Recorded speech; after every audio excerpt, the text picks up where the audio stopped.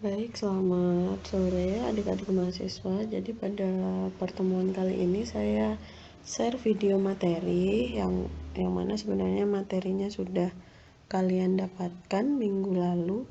Di alangkah baiknya saya membuat sedikit penjelasan terkait apa yang sudah disampaikan.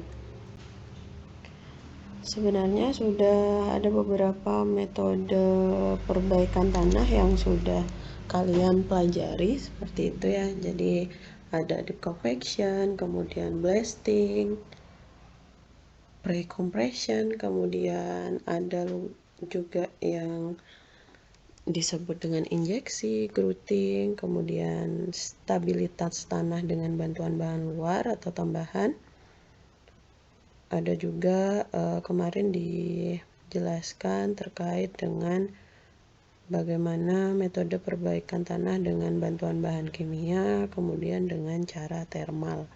Nah, untuk di video materi kali ini saya akan mencoba menjelaskan tentang pemberian perkuatan dalam tanah atau reinforcement, baik itu reinforcement tarik maupun tekan. Jadi perbaikan tanah, cara pemberian perkuatan reinforcement. Di sini ada penjelasan terkait dengan pemberian perkuatan pada tanah yang akan kita perbaiki.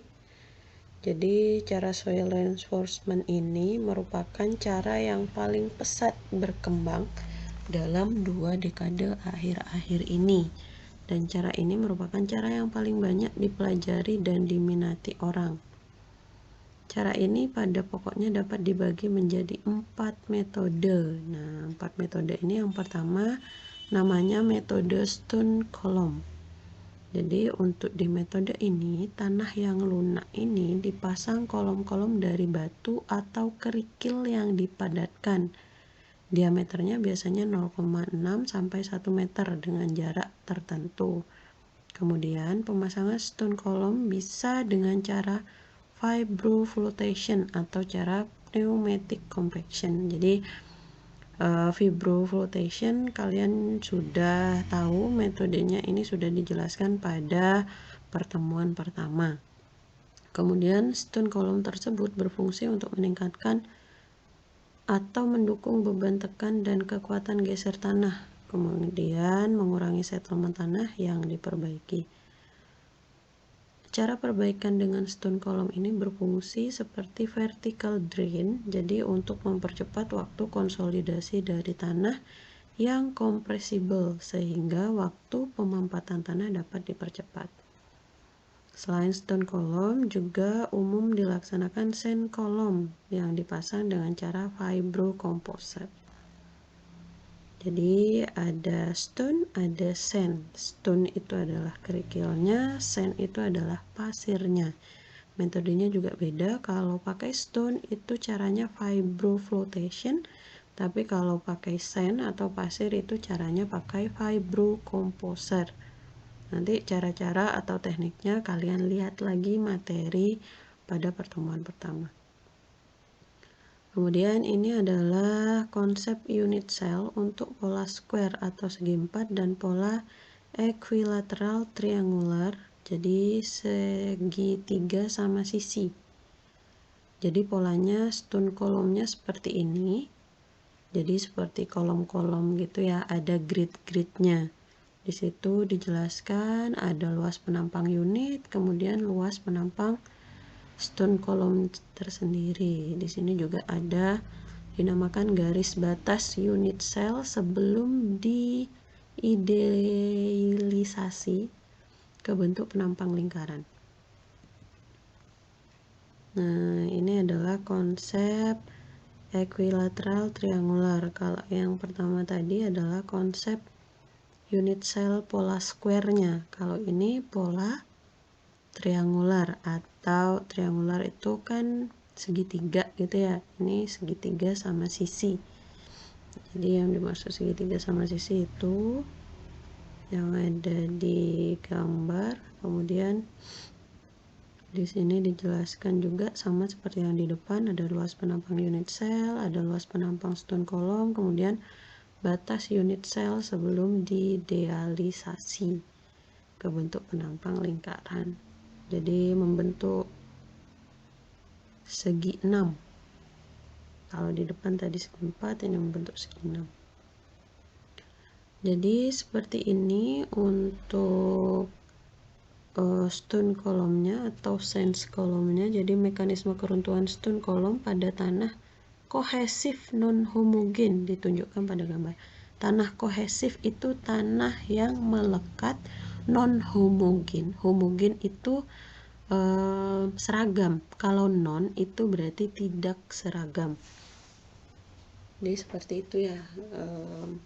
Ini ada pola keruntuhannya. Jadi kalau di atas pola keruntuhannya seperti itu, kalau di tengah itu thin very soft layer contain local bulk, jadi ada di bagian samping. Kemudian di sini juga keruntuhannya seperti ini. Kemudian kapasitas ultimate pada stone column group ditunjukkan pada gambar 14. Nah, di sini ini kalian pasti sudah dapat di pelajaran pondasi ya, di pelajaran pondasi 2 kalau tidak salah. Jadi terkait dengan kapasitas ultimate pada kalau di sana biasanya terkait dengan tiang pancang. Nah, hampir sama, tapi di sini kan kapasitas ultimate pada stone column. Jadi konsepnya keruntuhannya itu hampir sama. Ini ada square group, ada infinitely long groupnya seperti ini. Ini key ultimate untuk yang persegi seperti itu ya. Sebentar saya pakai pointernya. Ini key ultimate-nya seperti ini. Kalau yang memanjang ini seperti ini. Hampir sama. Failernya, kemudian dari seginya juga hampir sama. Kemudian yang kedua, kalau tadi stone column, yang kedua ini adalah root piles atau micro piles. Kalau tadi kisaran 0,6 sampai 1 meter gitu ya. Kalau ini karena micro itu diameternya lebih kecil, jadi 7,5 sampai 25 cm. Yang umumnya dari beton dengan penulangan di tengah-tengah. Oke. Jadi kalau tadi pakai sand atau stone, nah kalau pakai root piles atau micro piles itu umumnya pakai beton bertulang. Jadi tiang-tiang mikro ini dipasangkan sepanjang grup tiang satu secara vertikal dan miring. Fungsi utama tiang mikro ini di samping memberikan tambahan dukungan terhadap pondasi, juga sebagai pasak terhadap geseran pada bidang longsor, geser sirkuler. Kemudian micro piles ini juga berfungsi sebagai penahan tarik, tekan, dan lentur. Micro piles juga diperuntukkan bagi peningkatan daya dukung dan menaikkan stabilitas tanah. Kemudian di Indonesia, sistem seperti ini lebih dikenal dengan sistem cerucuk, yaitu penggunaan tiang-tiang kayu atau bambu sebagai pasak dalam tanah. Nah, biasanya kalau di Indonesia itu dulu itu pakai tiang-tiang kayu atau bambu. Jadi seperti ini untuk contohnya. Ini kedudukan mula-mulanya seperti ini, kemudian kedudukan akhir seperti ini. Ekuivalennya move asumsi gaya yang diterima cerucuknya seperti ini. Kemudian kalau tadi micropile sama stone column, yang ketiga adalah paku-paku tanah atau soil nailing. Cara ini terdiri dari sekelompok batang-batang dalam tanah serupa paku-paku dalam tanah. Batang-batang tersebut umumnya digrutingkan di dalam tanah.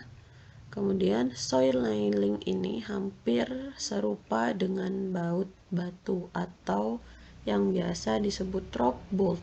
pada batuan.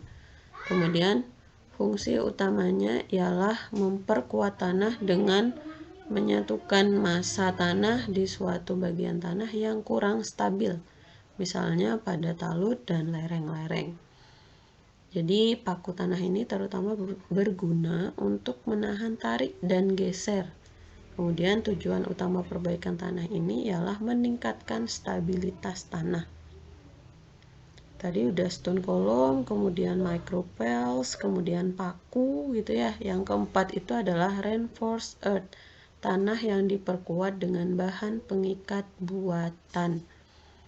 Jadi definisi dari reinforced earth itu termasuk semua perkuatan-perkuatan tanah menggunakan bahan geosintetis, bahan-bahan khusus dari metal, ground anchor, dan perkuatan sistem tieback atau landasan penyokong.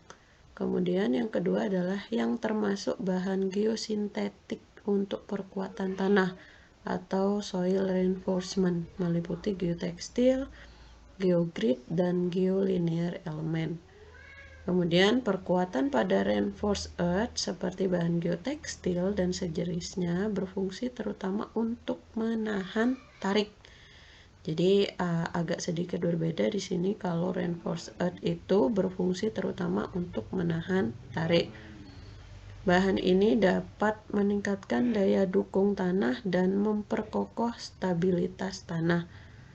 Kemudian besar settlement tanah umumnya tidak banyak berubah akibat adanya bahan reinforced tersebut.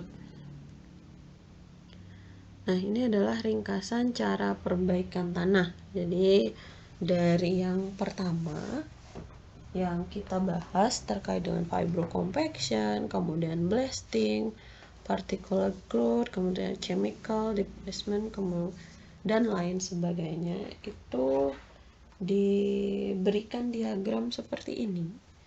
Jadi ringkasan jenis tanah yang sesuai untuk berbagai cara perbaikan tanah. Misalnya nanti kalau ada di tugas atau di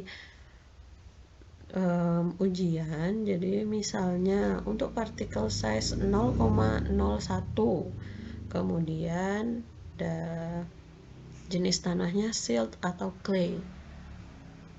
Apa rekomendasi yang tepat untuk metode perbaikan tanah? Ya, jadi kalian harus bisa membaca diagram, misalnya 0,01 silt atau clay. Oh, di sini ada thermal treatment, kemudian ada elektroosmosis juga. Jadi seperti itu ya caranya. Kemudian saya mau memadatkan tanah gravel sand gitu. Terus particle size-nya antara 10 sampai 0,1. Apa sebaiknya yang bisa dipakai metodenya? Yaitu ada fibrocompaction, ada blasting, ada chemical growth. Jadi kalian dituntut bisa membaca diagram ini atau ringkasan diagram ini gitu ya. Oke, jadi sedikit penjelasan untuk materi yang minggu lalu sudah saya share di GCR. Jadi semoga penjelasan yang singkat ini bisa membuat Anda lebih paham terkait dengan metode perbaikan tanah yang baru saja kita pelajari bersama. Jadi untuk minggu depan saya kurang tahu nanti kalau memang tidak memungkinkan saya untuk di kampus gitu ya, jadi saya akan sampaikan juga kembali ke video materi seperti itu ya. Jadi terima kasih atas atensinya, semoga apa yang dipelajari bisa diingat kemudian menjadi ilmu yang bermanfaat. Terima kasih, selamat sore, sampai jumpa minggu depan.